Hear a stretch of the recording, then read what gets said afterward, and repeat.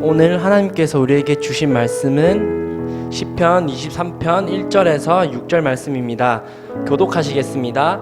여호와는 나의 목자시니 내게 부족함이 없으리로다.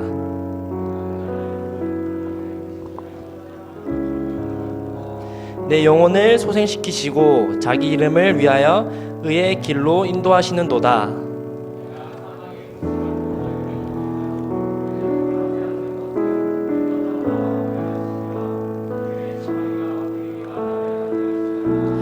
주께서 내 원수의 목전에서 내게 상을 차려주시고 기름을 내 머리에 부으셨으니 내 잔이 넘치나이다. 내 평생의 선하심과 인자하심이 반드시 나를 따르리니 내가 여호와의 집에 영원히 살리로다. 이는 살아계신 하나님의 말씀입니다. 아멘.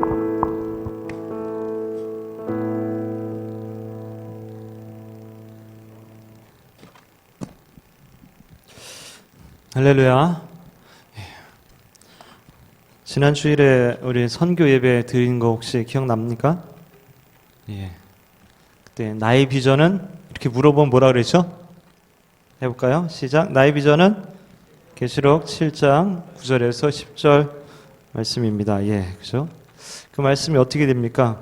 읽어볼까요?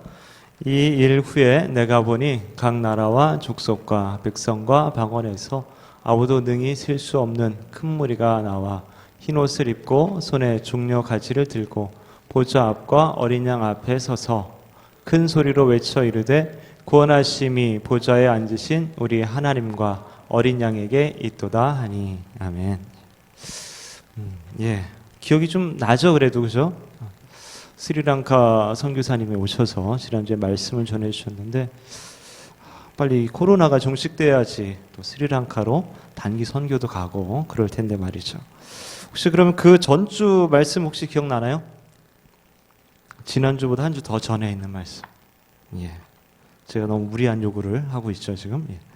하나님을 아는가? 이런 제목으로 시편 23편 말씀을 가지고 했었죠. 그 앞부분. 그죠? 그래서 하나님이 나의 목자가 되셔서 부족함 없게 하시는 분임을 함께 나누었습니다. 그분이 나의 필요를 채워주시고 우리 영혼을 소생시켜주시고 하나님의 영광을 이름을 위해서 우리를 의의 길로 인도하시는 분임을 배우게 되었죠. 그리고 그 하나님을 아는 만큼 우리가 믿고 의지하게 된다라는 이야기도 했었고요.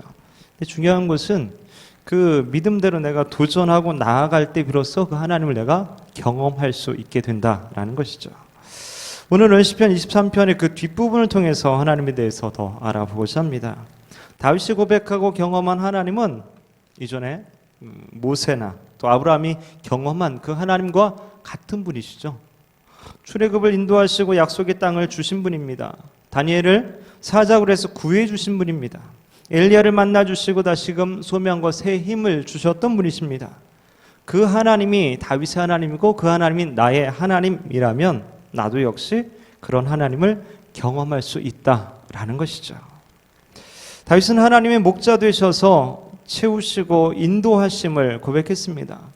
근데 우리 읽었던 4절에 보면은 사망의 음침한 골짜기 뭐 이런 이야기 나오고 또 두려워한다 뭐 이런 말씀, 또 5절에는 원수의 목전, 이런 뭔가 좀 부정적인 상황들을 언급을 하고 있어요.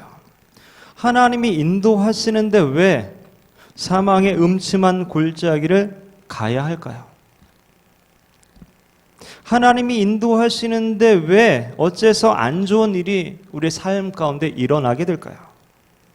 실제로 다윗의 많은 시편에서 보면 그가 얼마나 많은 시련을 당했는지를 짐작해 볼 수 있게 됩니다. 시편 3편에 보면 여호와여 나의 대적이 어찌 그리 많은지요 일어나 나를 치는 자가 많으니이다.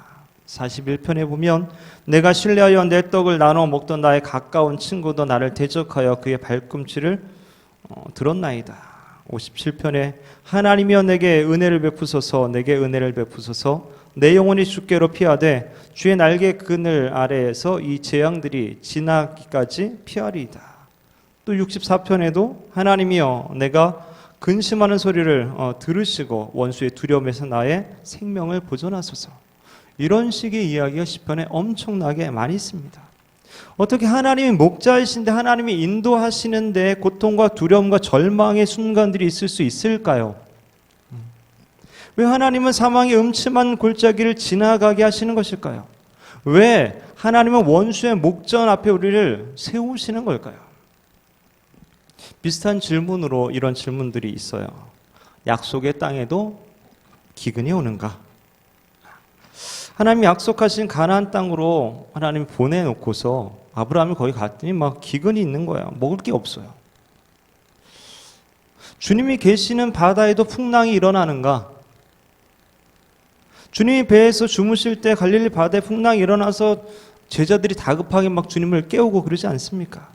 또 주님이 바다 위로 막 걸어오실 때 베드로가 나로 걷게 하라고 막 이렇게 해가지고 베드로가 걸어가는 거기에도 여전히 파도가 일게 되죠. 그걸 보고 두려워해서 베드로가 물에 빠지게 되잖아요. 그런 예들이 많이 있어요. 의로운 욥이 왜 고난을 받아야 합니까? 하박국 선지자의 외침 중에 왜 더 악한 자가 덜 악한 자를 심판하고 괴롭힙니까? 즉 하나님은 선하신가? 하나님 왜 고통을 이 세상의 악을 허락하셨는가? 하나님인데 왜 우울하고 고통당하고 힘들어해야 하는가? 이런 질문들 실제 우리의 삶 가운데서도 그죠? 터져 나오고 있습니다. 갑자기 사고를 당해서 가족이 아프거나 또한 죽었을 때, 교회에 잘 다니는 가정에 어떤 심각한 문제가 발생하게 되었을 때, 또 우리 인생에 큰 걸림돌을 만나게 되었을 때 우리는 하나님을 원망하거나 해결되지 않는 그 문제로 인해서 매우 힘들어하고 이러한 의문들을 갖게 되죠. 한 달 전쯤에 이천 그 물류창고 공사 중에 그 불이 나서 38명이 죽은 사건이 있었습니다. 대부분 일용직 노동자들이어서 마음을 아프게 합니다. 불은 최초 발화해서 15초 만에 불이 번지고 2-3시간 만에 다 타버렸다라고 합니다. 조사 결과 총체적인 안전관리 부실로 드러났다고 하죠. 근데 그 중에서 살아남은 사람이 있었어요. 한 명이 살아남았다 그러죠. 민경원 씨라고 하는데 그 동생은 죽었어요. 근데 자신은 살아남았어요. 참 많이 힘드실 것 같아요. 근데 그분이 그리스도인인지 아닌지 뭐 저는 몰라요. 근데 만약에 그분이 그리스도인이라면 우리가 살아남은 그 사람에 대해서 이렇게 말할 수 있을까요? 하나님께서 함께해서 당신이 살아남았습니다. 하나님이 살려주셨습니다. 만약 그렇다면 하나님께서는 사고로 사망한 38명과는 함께하지 않은 걸까요?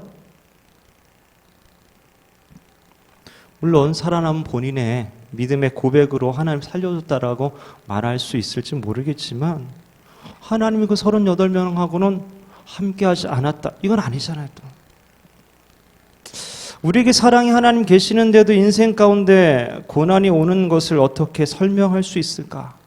많은 사람들이 고민을 합니다.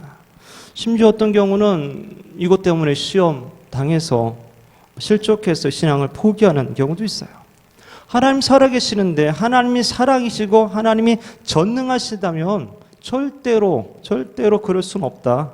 이렇게 하면서 신앙을 포기하고 하나님을 등지는 그런 안타까운 일이 발생하기도 합니다. 근데 그렇게 되는 이유는 하나님에 대해서 잘못된 신앙, 믿음을 가진 경우들이 대부분이죠. 실제로 많은 그리스도인들이 하나님께서 자신의 백성을 고난과 여러 문제로부터 보호해 주신다고 그렇게 믿고 있어요. 완벽하게 하나님 보호해 주실 거야. 우리의 삶에는 나쁜 일이 일어나는 것부터 우리를 완전히 지켜주실 거야. 예수님 믿으면 교회 다니면 모든 것들이 다 만사형통 잘 될 거야. 이런 믿음. 하지만 우리 경험하는 현실은 어떻습니까? 그렇지 않잖아요. 그렇게 믿는 것은 잘못된 거죠. 거짓말이에요. 우리는 모두 그리스도 안에 있음으로써 좀 더 나은 인생을 살기를 원하고 또 유혹이나 질병이나 가난으로부터 고생하는 것 그런 걸 싫어하고 그렇죠. 그리고 성경에 보면 하나님께서 우리에게 주시는 축복의 말씀들이 많이 있잖아요. 승리의 말씀, 치유의 말씀, 회복의 말씀, 인도하시는 말씀 이런 말씀들이 굉장히 많습니다. 요한복음에도 보면 도둑이 오는 것은 도둑질하고 죽이고 멸망시키려는 것뿐이요 내가 온 것은 양으로 생명을 얻게 하고 더 풍성히 얻게 하려는 것이라. 고린도전서 말씀도 읽어볼까요? 사람이 감당할 시험 밖에는 너희가 당한 것이 없나니 오직 하나님은 미쁘사 너희가 감당하지 못할 시험 당함을 허락하지 아니하고 시험 당할 즈음에 또한 피할 길을 내서 너희로 능히 감당하게 하시느니라. 이사야 말씀 읽어볼까요? 그가 찔림은 우리의 허물 때문이요 그가 상함은 우리의 죄악 때문이라. 그가 징계를 받음으로 우리는 평화를 누리고 그가 채찍에 맞음으로 우리는 나음을 받았도다. 잘 보면은 도둑, 그죠? 죽이고 멸망시키고 뭐 이런 이야기, 또 시험 나오고 또 우리의 허물, 죄악 이런 것들이 나와요. 그러니까 잘 말씀 보면은 죄와 악과 고통과 시험 등의 상황이 없다라는 게 아니라 그런 상황이 있음을 전제해 놓고 주시는 말씀이에요. 그 상황에서 그런 상황 가운데 하나님께서 견디게 하시고 이기게 하시고 회복해 하시고 이런 말씀이에요. 도와주고 하는 말씀이죠. 그래서 우리는 환난이나 고통은 일반적이다라는 사실을 좀 알아야 합니다. 우리의 믿음이 우리를 모든 고난으로부터 보호해 준다 그렇게 믿기보다는 어렵고 힘든 시기는 실제로 모든 사람들이 다 일반적으로 겪게 되는 그런 문제다라는 것으로 우리가 알아야 된다는 거죠. 성경 자세히 보면 그리스도인들이 결코 고난당하지 않을 것이라는 그런 결론은 결코 나올 수가 없다는 겁니다. 하나님께서는 고난과 고통이 없는 인생을 약속하지 않으셨다는 거죠. 오히려 그런 문제는 우리 살아가는데 너무나 일반적이고 정상적이다. 왜 그런가? 에덴 동산에서 아담과 하와가 죄를 세상에 이제 처음 들어오게 한 것이죠. 그 죄의 결과로 고난과 고통의 문제가 이 땅 가운데 사는 모든 사람들에게 있게 된 것이죠. 신실한 그리스도인들도 역시 많은 고난을 겪게 되죠. 히브리서 11장 믿음장에 보면 믿음의 사람들이 많이 나오는데 그들이 겪는 고난이 참 심각한 고난들을 많이 겪게 되었어요. 히브리서 11장에 보면 여자들은 자기의 죽은 자들을 부활로 받아들이기도 하며 또 어떤 이들은 더 좋은 부활을 얻고자 하여 심한 고문을 받되 구차히 풀려나길 원치 아니하였으며 또 어떤 이들은 주롱과 채찍질 뿐 아니라 결박과 옥에 갇히는 시련도 받았으며 돌로 치는 것과 톱으로 켜는 것과 시험과 칼로 죽임을 당하고 양과 염소의 가죽을 입고 유리하여 궁핍과 환난과 학대를 받았으니 이런 사람은 세상에 감당하지 못하느니라. 그들이 광야와 산과 동굴과 토굴에 유리하였느니라. 이 사람들은 다 믿음으로 말미암아 증거를 받았으나 약속된 것을 받지 못하였으니 이들이 왜 이런 엄청난 고통을 받게 된 것일까요? 하나님이 이들을 좀 덜 사랑하시는 걸까요? 아니면 하나님이 그들을 구원할 만한 그런 능력이 없는 걸까요? 솔직히 잘 모르겠어요. 몰라요. 인간 자체가 유한한데, 우리 자체가 유한한 존재인데 무한하고 영원하신 하나님의 뜻을 어떻게 다 알 수 있겠습니까? 분명히 모르는 게 있어요. 하나님 우리가 오늘 다 알 수가 없어요. 하나님의 절대 주권 가운데 이루어지는 그 일들을 다 알 수가 없단 말이죠. 항상 운동하고 건강을 유지하던 그런 사람이 담배도 피우지도 않는 그런 사람인데 왜 갑자기 폐암에 걸립니까? 몰라요. 홍수가 나서 어떤 사람 떠내려가고 어떤 사람들은 살아남는 이유를 모르겠어요. 술에 취한 사람이 운전하다가 자동차 사고를 내므로써 사랑하는 가족이 졸지에 세상을 떠나고 만취한 그 운전자는 멀쩡하게 걸어다니는 그 이유를 잘 모르겠어요. 죄가 이 세상에 들어온 이후 그 죄의 결과로 인해서 고통과 고난이 들어왔고 그것이 어떤 원리로 어떻게 작용하고 있는지 잘 모르겠어요. 누가복음에 보면 갑자기 사고를 당한 사람들에 대해서 예수님이 언급한 그런 부분이 있습니다. 누가복음 13장에 보면 그때 마침 두어 사람이 와서 빌라도가 어떤 갈릴리 사람들의 피를 그들의 제물에 섞은 일로 예수께 아뢰니 대답하여 이르시되 너희는 이 갈릴리 사람들이 이같이 해 받음으로 다른 모든 갈릴리 사람보다 죄가 더 있는 줄 아느냐? 너희에게 이르노니 아니라 너희도 만일 회개하지 아니하면 다 이와 같이 망하리라. 또 실로암에서 망대가 무너져 치어 죽은 18사람이 예루살렘에 거한 다른 모든 사람보다 죄가 더 있는 줄 아느냐? 너에게 이르노니 아니라. 너희도 만일 회개하지 아니하면 다 이와 같이 망하리라. 어떤 사람이 예수님께 와서 묻는 거예요. 갈릴리 사람이 예루살렘에 가서 제사 드리다가 빌라도에게 죽임을 당했는데 그거 어떻게 된 겁니까? 묻는 사람의 당신 유대인들의 어떤 일반적인 생각들은 그 사람 죄가 있기 때문에 심판을 받아서 죽임을 당한 거다. 이런 생각을 가지고 있었어요. 또 실로암 망대가 무너져서 죽은 18사람의 사람도 그들이 뭔가 심각한 죄를 졌기 때문에 그 죄로 인해서 심판받아서 죽게 된 것이다 라고 대부분의 사람들이 이렇게 생각을 하고 있었던 것이죠. 근데 예수님 말씀 뭐냐? 전혀 그렇지 않다는 거예요. 그렇게 말씀하시지 않아요. 고난이나 비극이 그 한 개인의 영적 상태로 말미암아 일어나는 것이 아니다 라고 말씀하시는 거죠. 예수님 의도적으로 그러한 끔찍한 재난의 원인을 피해자들과 아무런 상관이 없는 것으로 말씀을 하고 계셔요. 그러면서 예수님은 죄인인 우리가 회개하지 않으면 영적인 죽음, 영원한 멸망을 당하게 될 것이다 라는 이야기로 하셔요. 즉, 이 땅은 고통과 고난의 문제가 있지만 그런 일을 볼 때나 당할 때 오히려 가장 나쁜 재앙인 지옥을 피하기 위해서 우리가 회개하면서 하나님과 올바른 관계를 가질 수 있도록 해야 된다. 다르게 말하면 이 땅은 고통과 고난 재앙들이 있지만 영원한 천국을 소망하면서 살라는 그런 의미로도 볼 수가 있게 됩니다. 실제로 심각한 고난 재앙을 경험한 그리스도인들이 오히려 천국을 더 사모하고 바라보게 되었다는 고백들을 듣게 됩니다. 그런데 성경을 통해서 어떤 것들은 고통의 이유가 있는, 이유를 알 수 있는 그런 것들도 있어요. 어떤 것은 잘못된 결정으로 인해서 그렇습니다. 다윗은 자신의 인생에서 겪는 문제에 대해서 하나님을 원망할 수가 없었습니다. 다윗 자신이 여러 번이나 잘못된 선택을 함으로써 다윗 자신뿐만 아니라 많은 사람들이 고통과 슬픔을 겪는 그런 결과를 감수해야만 했던 것이죠. 우리 잘 알듯이 어느 날 다윗이 아름다운 여인을 보게 되잖아요. 그 여인은 이미 결혼한 상태였는데 그럼에도 불구하고 다윗은 왕이라는 권력을 자신의 정욕을 채우는 데 사용하게 되죠. 결국 여인이 임신하게 되었고 그것을 어떻게든 무마시켜 보려고 전쟁에 나가서 충성되게 싸우고 있던 그 여인의 남편을 불러서 휴가를 주게 되죠. 하지만 남편은 자신의 부하와 동료들이 전쟁에서 싸우고 있는데 어떻게 편하게 집에 들어가 쉴 수 있느냐며 들어가지 않습니다. 결국 다윗은 그 여인의 남편을 죽여버리고 그 여인을 차지하죠. 그런 잘못된 결정으로 인해서 다윗의 삶과 가정에 고난과 고통이 오게 된 것이죠. 사무엘하 12장 9절 10절 말씀 함께 읽습니다. 그러한데 어찌하여 내가 여호와의 말씀을 업신여기고 나 보기에 악을 행하였느냐. 내가 칼로 햇사람 우리아를 치되 암몬 자손의 칼로 죽이고 그의 아내를 빼앗아 내 아내로 삼았도다.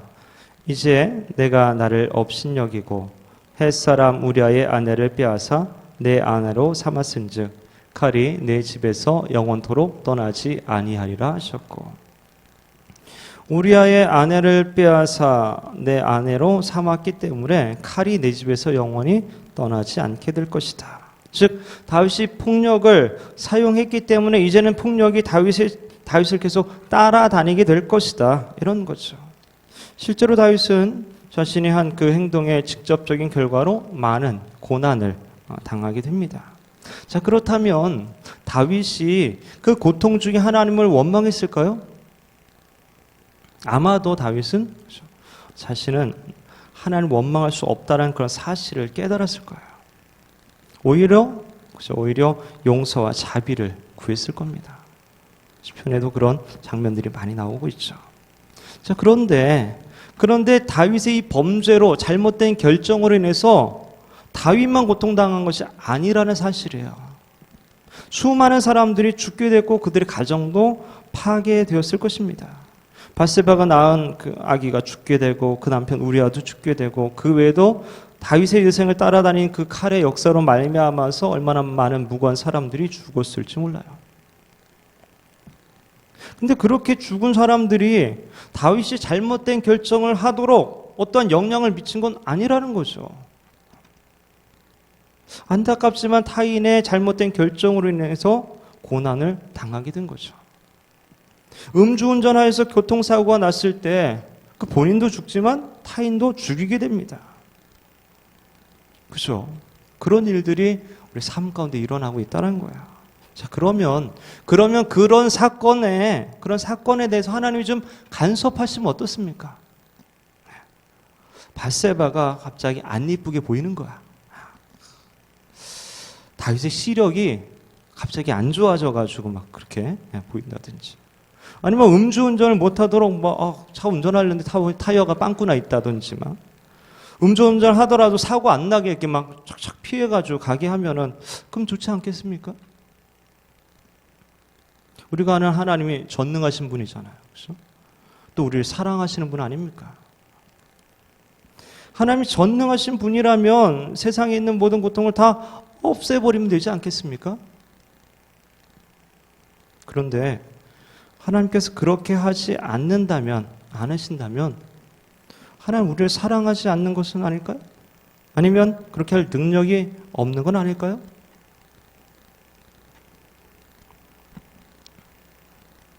하나님이 전능하시지만 때때로 자신의 능력을 제한하십니다. 이것은 하나님의 주권과 인간의 자유가 둘 다 동시에 가능한가에 대한 대답이기도 하죠. 실제로 정통 교단에서 이런 것들에 대한 어떤 일치된 의견이 나오지 않고 있고 신학자들도 항상 이 문제를 다루고 있는 내용이기도 합니다. 하나님께서는 우리에게 자유의지를 주셨죠. 자유의지를. 이 말을 하나님 입장에서 보면 뭡니까? 하나님께서 자신의 뜻을 이루실 수 있는 그 능력을 스스로 제한했다라는 그런 의미가 되는 거예요. 하나님께서는 우리에게 대한 어떤 완벽한 계획을 가지고 계시지만 우리가 그 뜻을 거부하는 것을 허락하셨다라는 거예요.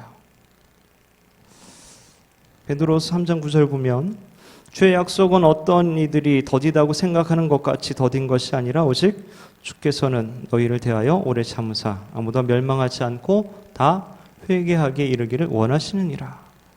하나님이 우리를 멸망시키지 않으려는 계획을 가지고 계시지만 우리가 거부하고 회개하지 않고 다른 길로 가고 하는 것에 대해서 강제하지 않고 자유를 주셨다는 거예요. 선택 우리에게 달려있다는 거죠. 하지만 하나님의 계획을 위해서 하나님께서는 오래 참고 기다리십니다. 모두가 회개하고 구원받기를 하나님이 원하시기 때문이죠. 하나님께서 전능하시지만 절대 주권을 가지고 계시지만 우리의 자유의지를 무너뜨려서 선택권을 말살시킬 정도로 자신의 능력을 사용하지는 않기로 그렇게 하셨다라는 거죠.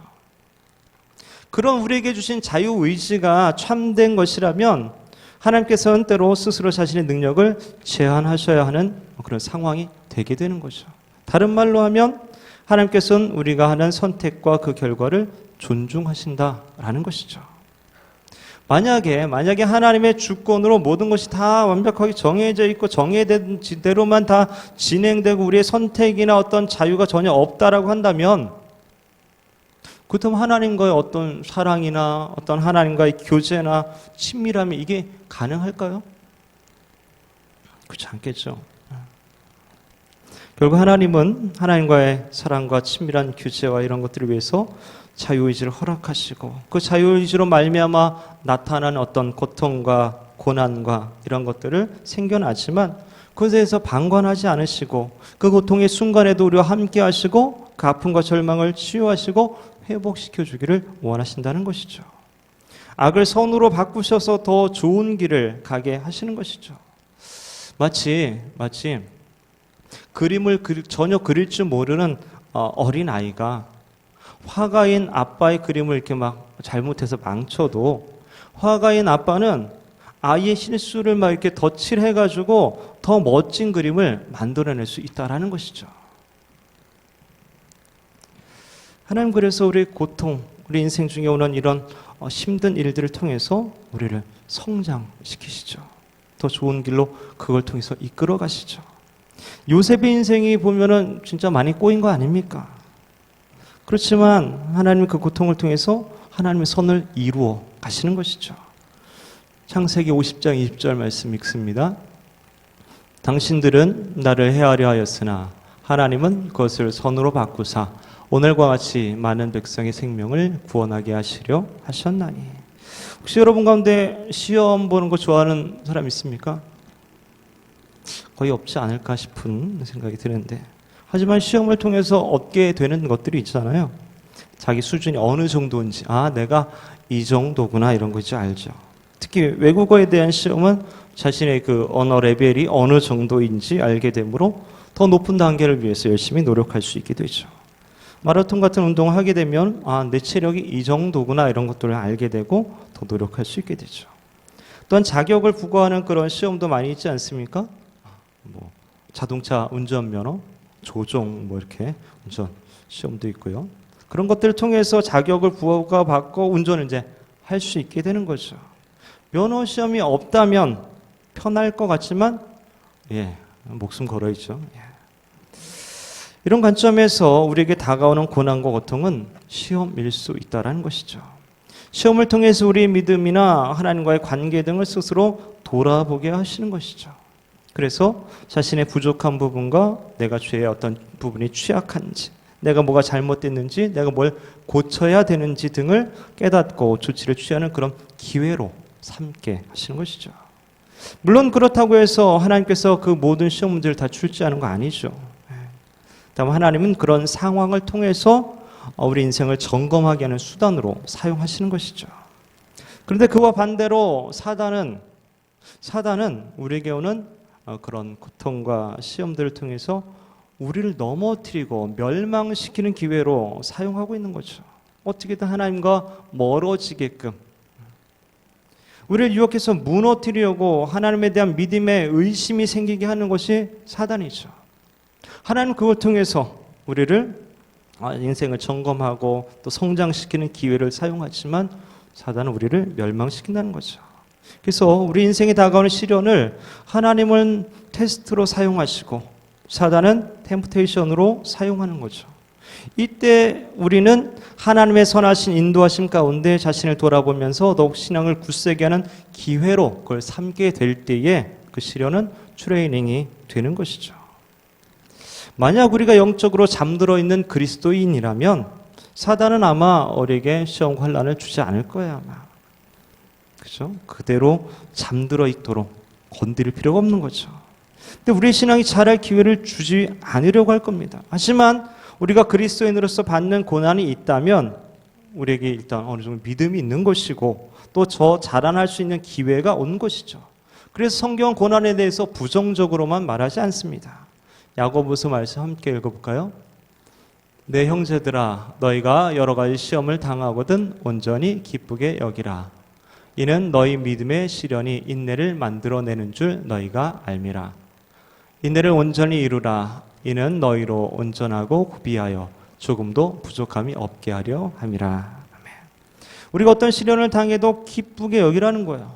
왜냐하면 그것은 우리로 하여금 믿음이 있다는 사실을 확인해 줄 뿐만 아니라 그것을 인내를 만들어 주게 되고 더 나아가 온전하고 부족함 없는 성숙한 사람이 되게 하기 때문이다 라는 거죠.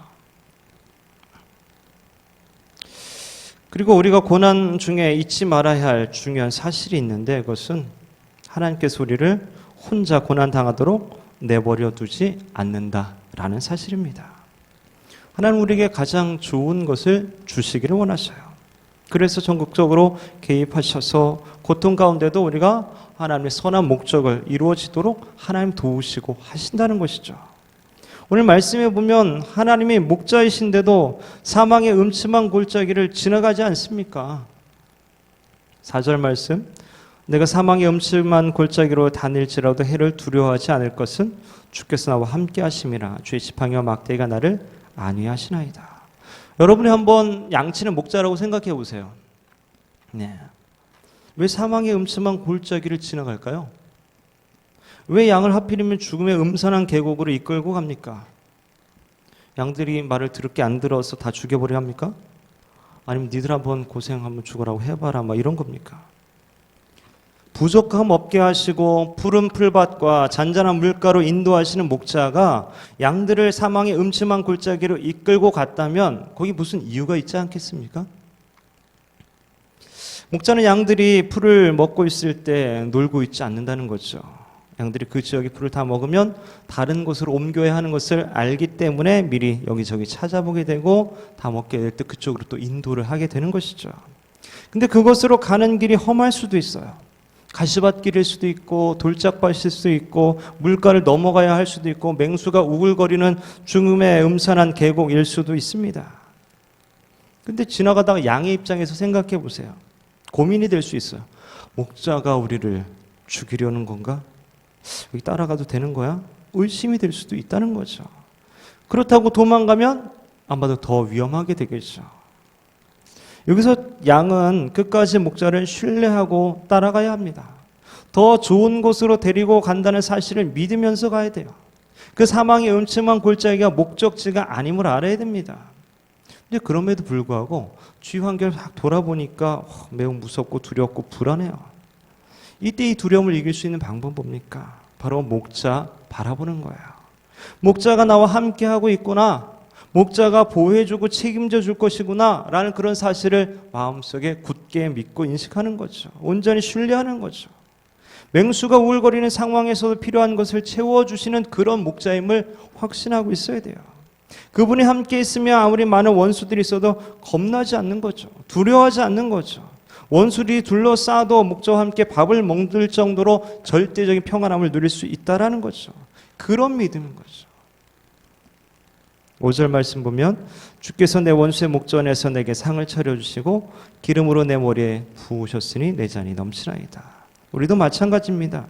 고난과 고통, 시련과 시험이 목적이 아니고 목적지도 아닙니다.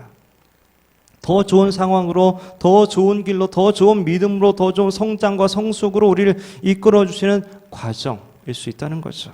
지나가게 되어 있어요. 그게 좋은 말이죠. 이 또한 지나가리라. 물론 그 고통의 상황에서 정말 끝날 것 같지 않고 정말 너무 거대해서 꼼짝도 못하고 한 발짝도 움직이지 못할 것 같고 나 혼자 이 모든 것을 감당해야 할 것 같은 그런 두려움들이 있지만 그 상황에서 나는 혼자가 아니다라는 거죠. 하나님이 나와 함께하고 있다는 거죠. 주의 지팡이와 막대기로 나를 보호하고 인도해 주신다는 거죠. 결국 부족함 없게 하시고 결국 은혜가 넘치게 하시는, 그리고 그 사랑과 선하심이 영원하다고 고백하지 않을 수 없게 해 주시는 분이라는 거죠. 조니 에릭슨 타다라는 사람이 이야기를 하면서 마치려고 합니다.